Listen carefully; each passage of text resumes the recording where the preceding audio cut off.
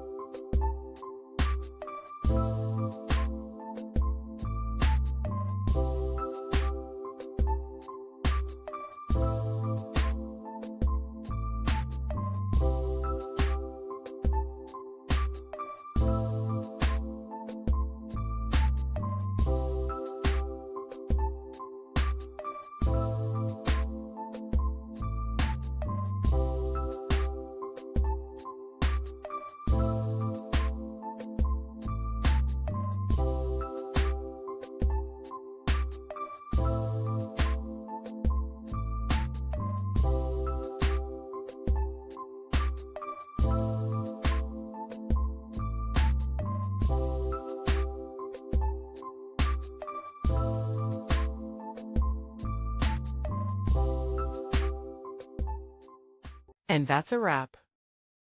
I hope you found the answer you were looking for. If you did, take a second to hit that subscribe button. It really helps out.